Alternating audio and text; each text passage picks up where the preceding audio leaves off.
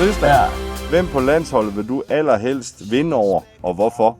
Jeg vil gerne vinde over Torbjørn, fordi han mobber mig hele tiden. Og det er 2 grader mod mig. Så jeg vil gerne have revanche. Godt svar. Så har du fået et spørgsmål mere, Tristan. Ja. Vil du helst kunne spise suppe med en gaffel, eller kunne spise en burger med sugerør, og hvorfor? Jeg tænker, jeg helst vil spise suppe med en kaffe. Fordi sugerør med en burger, nej, det bliver tamt. Det er et godt svar. Godt svar, Tris. Så kan vi jo spørge Carla. Nej. Carla har fået 2 spørgsmål også. Af alle de mål, du har scoret, hvilket er dit favoritmål, og hvorfor? Ja. Det var nok det til Champions League. Fordi det var mit første internationale mål. Og ja. Godt svar. Og så er der et spørgsmål mere. Vil du helst altid have vand i øret, eller altid have popcornskaller i tænderne?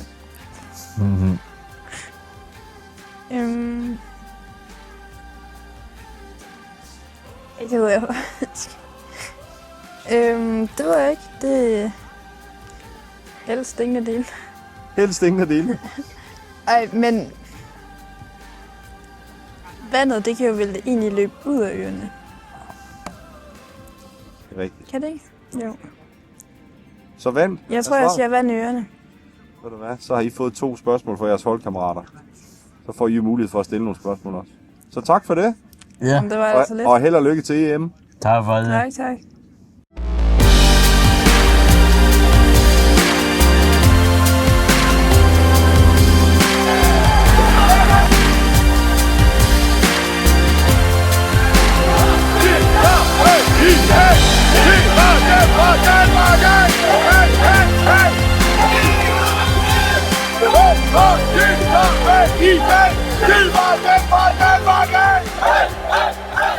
Ja, men så byder vi velkommen til endnu 2 spillere fra under EM 2025 her i Italien. Michael og Farsad. I slipper jo heller ikke for at have fået 2 spørgsmål af jeres holdkammerater hver især. Så jeg stiller spørgsmål, og jeg vil egentlig starte med dig, Farsad, og stille spørgsmål fra holdkammeraterne. Yes. Farsad, hvorfor er du altid træt? Det er et godt spørgsmål. Nok fordi jeg er en natteravn. Det er fordi du er natteravn. Ja. Der var i hvert fald et direkte svar. Så svar på spørgsmålet, ja. Og så tager vi nummer 2, når vi er i gang. Vil du egentlig helst spille på det afghanske landshold, hvis du kunne, Farsad? Nej. Ikke rigtigt. Nej, ikke rigtigt. Jeg har aldrig været der, siden jeg blev født. Så du er godt tilfreds med at spille på det danske? Ja. Jamen ved du hvad, det er klokkeklart og rent svar. Så har du været igennem skærsilden nu. Så stiller jeg spørgsmål til Michael.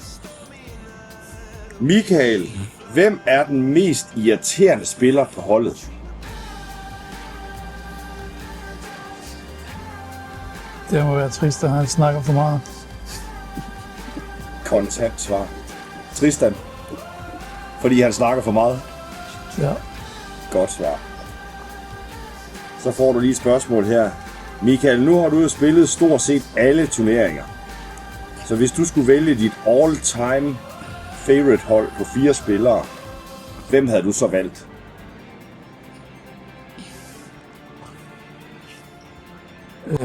Ja. Så har jeg nok valgt VP, Torbjørn, Albin og mig selv på målen.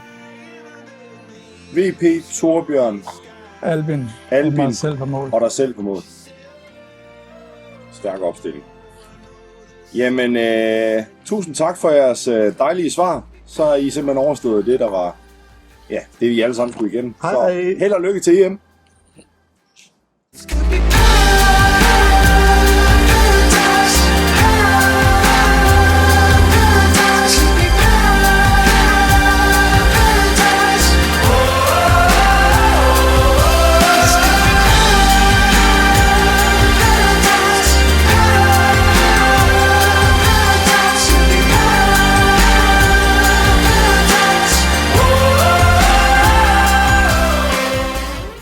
Så siger vi velkommen til Torbjørn og Mark til EM her i Italien. Og de har jo også fået muligheden for at svare på 2 spørgsmål fra deres holdkammerater, som har stillet 2 spørgsmål til dem hver især. Og Torbjørn, jeg vil egentlig bare lægge hurtigt ud med et spørgsmål til dig fra de andre holdkammerater. Torbjørn, kan du bedst lide yoghurt eller Ymer, og hvorfor? Ja, altså jeg går meget ud fra, at det er Tristan, der har stillet det spørgsmål her. Vi var i Venedig i går, og VP selv var Tristan en intern joke kørende hele dagen, fordi min kæreste hedder Imer, og det lyder så sjovt nok som Ymer. Så jeg må gå med Ymer. Ja, den vil være forkert. Så svaret er Ymer. Ja. Godt, så kommer næste spørgsmål her. Torbjørn, hvis Mark var et dyr, hvilket dyr vil han så være? Ja, jeg tror, jeg vil gå med flodhesten. God. Ja, og det kan man måske spørge om. Altså, Mark er ikke tyk for Instagram, så det er ikke noget fatshaming her. Men ja, jeg synes bare, en flodhest, den ser så sød ud. Men hvis man først pisser den af, så dræber den dig. Godt. Så Mark kan vinder lidt. Det er en flodhest. Så svaret her, det er flodhest. Ja. Mark ville være en flodhest, hvis han var et dyr. Yes. Mark, så er det din tur til at ryge under lupen her. Og 2 spørgsmål fra kammeraterne. Mark, hvis Torbjørn var en emoji, hvilke emoji vil han så være? Men det er nok sådan en, der smiler rigtig meget. Ude på banen smiler han super meget. Inde på banen kan han godt lide at slå ihjel. Så det er nok sådan en blanding mellem en smile og den der med rød i hovedet. Sådan en rasende smile. En god blanding, hvis man må det. Så mest en smilende Yes, ja, lige præcis. men med killerinstinkt. Yes. Så det lyder som flodhesten. Ja, lige præcis. Ved du hvad, gutter, det vil jeg sige. Så vil jeg sige tusind tak for nogle dejlige, ærlige svar. Og så kan vi sende videre under lup. Og held og lykke til jer til under EM nede i Italien. Jo, tak. Jo, tak.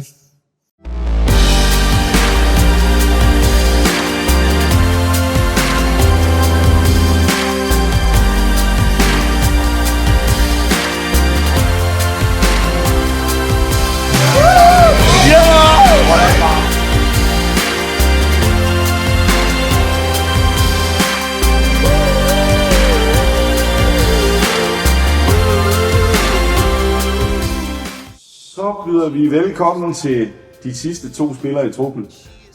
Albin og VP til EM her i Italien. Og nu er det jeres tur til at få et par gode spørgsmål fra jeres holdkammerater fra turneringen hernede. Og jeg vil lægge pænt ud med VP. VP. Hvis du var et dyr, hvilket dyr vil du så være? Og hvordan lyder det dyr?